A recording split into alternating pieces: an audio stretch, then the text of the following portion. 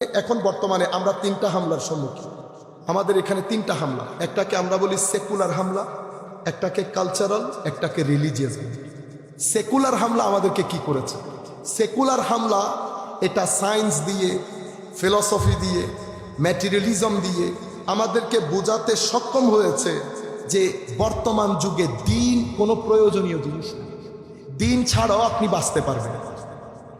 এই দর্শনটা আমাদেরকে আস্তে আস্তে বস্তুবাদিতার দিকে নিয়ে গিয়ে আমাদেরকে এইটিস্টিক ফিলসফির দিকে নিয়ে গেছে। আল্লাহ, আল্লাহ রসুল, দিন এগুলাকে অস্বীকার করে। আপনি কিভাবে বুঝবেন?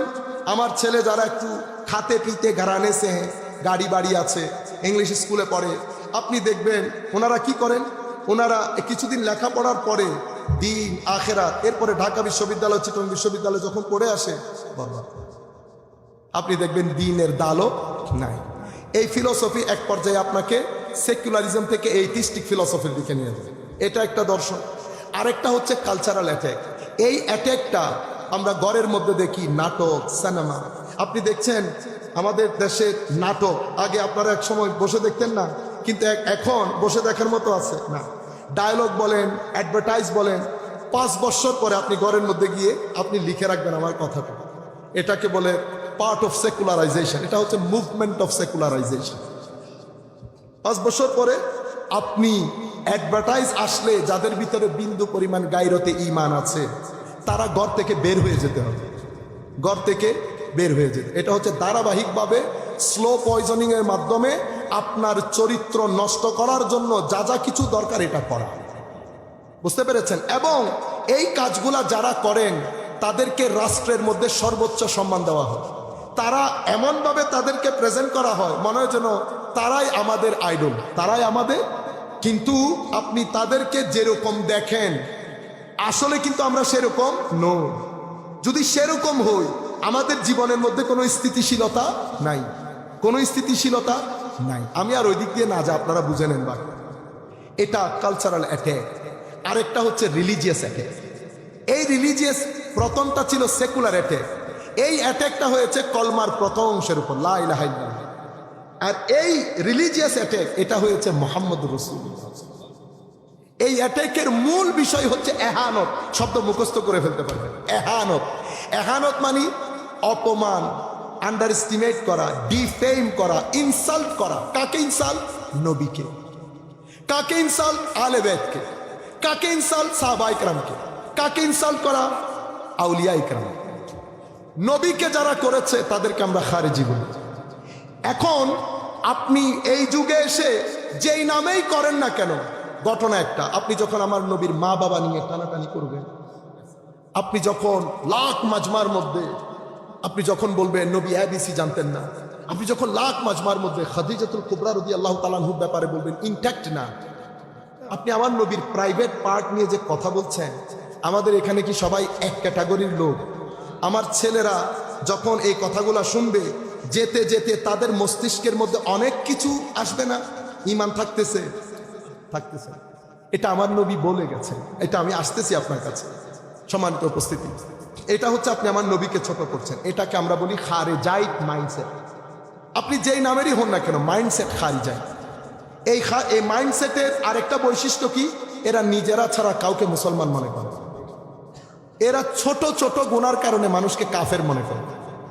এ ব্যক্তি কাফের, এর কুফরে যারা সন্দেহ করবে তারাও কাফের, এর দিকে যারা মানে কুফরের বাজার।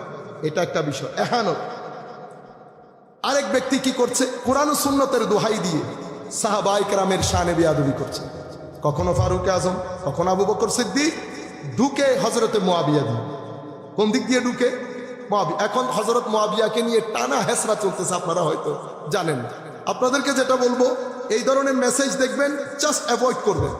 মনে করবেন এটা একটা সূক্ষ্ম ষড়যন্ত্র আমাদেরকে নিয়ে শুরু হয়েছে। কেন? আমরা হয়তো একটা রাইট ডাইরেকশনে যাচ্ছি। কেউ চাচ্ছে না এই জিনিসগুলো, কেউ এই জিনিসগুলা চাচ্ছে না। তো আমাদেরকে ডাইভার্ট করার, আমাদের ভিতরে এই ফ্রাস্ট্রেশন তৈরি করার এটা একটা সুন্দর সিস্টেম। আগের খেলা শিয়া সুন্নি দ্বন্দ্ব, শিয়া সুন্নি দ্বন্দ্ব। আমির মুআবিয়া দিয়ে ঢুকবে, তখন আবু বকর সিদ্দিক যাইতে যাইতে হযরত আয়েশা সিদ্দিকা রাদিয়াল্লাহু তাআলা আনহা পর্যন্ত যাবে। আবারও সাহাবীর এহানত হয়েছে, ফিরকা বের হয়েছে, নাম দিয়েছি শিয়া, নাম দিয়েছি। কি হয়েছে? এহানত, ইনসাল্ট। আরেক দল করছে কি আহলে বাইত রাসূলকে ইনসাল্ট করছে। কারা তারা? একই ঘটনা। হযরত ইমামে হুসাইন কারবালা, ওনাদের নাম ধরলে কি হয়? শিয়া হয়। মুহররম শরীফ চলে যাচ্ছে, মসজিদ বন্ধ, আওয়াজ শব্দ।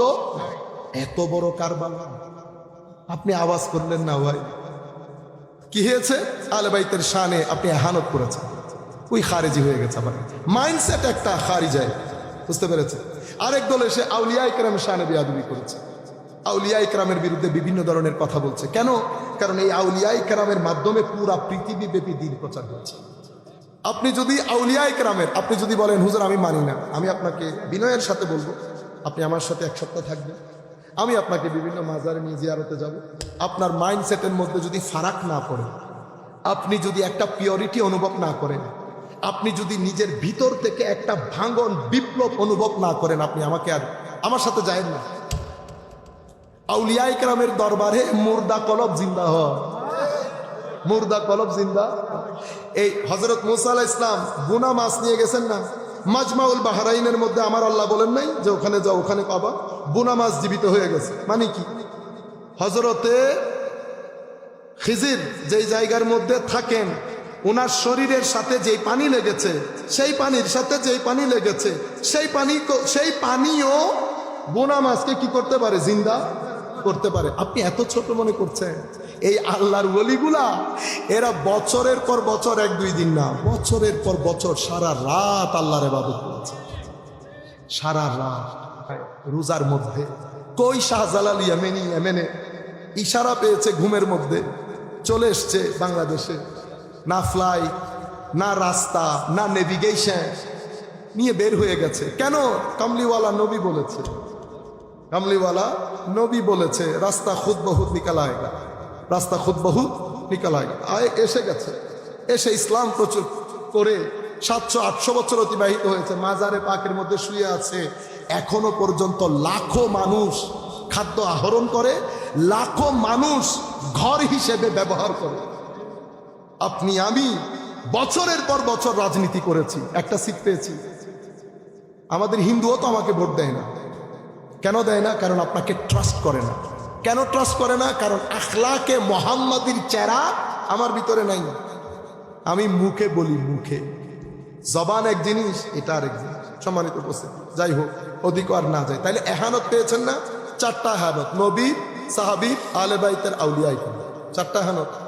আর এক এহানত হয়েছে মাযহাবের এহানত। ইমামে আজম, ইমাম মালিক, শাফি, আহমদ ইবনে হাম্বল, এনারা কারা জানেন? ইনাদের পরে উম্মতে মুসলিমা 1200, 1300, 1400 বছর চলে যাচ্ছে। উম্মতে মুসলিমার মধ্যে এত বড় বড় ইমাম, এত রতি মহারতি, কেউ এই 4 জনকে বলেছে আপনাদের চেয়ে আমরা কম বুঝি? বলেছে? বলে না। এটা উম্মতে মুসলিমার খাস শান।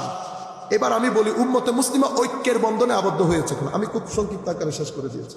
আমার নবী দুনিয়া থেকে চলে গেছেন, খারিজি মুভমেন্ট শুরু হয়েছে শানের সালাতে বিয়াদবির মাধ্যমে। এরপরে সাহাবা ইকরামের শানে বিয়াদবি হয়েছে, শিয়ারা এসেছে, মুতাজিলা এসেছে, রাফেজি এসেছে, অনেক দল উপদল হয়েছে না? অনেক দল উপদল। এরপরে বিভিন্ন দর্শন ঢুকেছে, বিভিন্ন সংস্কৃতিতে ইসলাম প্রচার ঢুকেছে। অনেক মানুষ মিলে কেউ মসজিদ প্রতিষ্ঠা করতে চাচ্ছে মুসলমানদের মধ্যে ফেরকা সৃষ্টি করার জন্য, এক একজন এক একভাবে চেষ্টা করেছে। উম্মতে মুসলিমার মেইন স্ট্রিম থেকে, আসল ভাগ থেকে সরে সরে কেউ শিয়া হয়েছে, কেউ খারেজি, কেউ রাফেজি, কেউ অমুক, কেউ সমুক। উম্মতে মুসলিমারটা মেইন স্ট্রিম। সেটা কোনটা? পুকুর থেকে পানি দিয়েছেন আপনার হাউজে, পাইপ নিয়েছেন না, পাইপ মেইন স্ট্রিম। ছিদ্র দিয়ে কিছু পানি বের হয়ে গেছে না, এটা ফেরকা। 10টা ছিদ্র হয়েছে, 10টা ফেরকা। মেইন স্ট্রিম কিন্তু ওইটাই। তো মেইন স্ট্রিম নিজেদের একটা নাম দিয়েছে আহলুস সুন্নাতে ওয়াল জামা।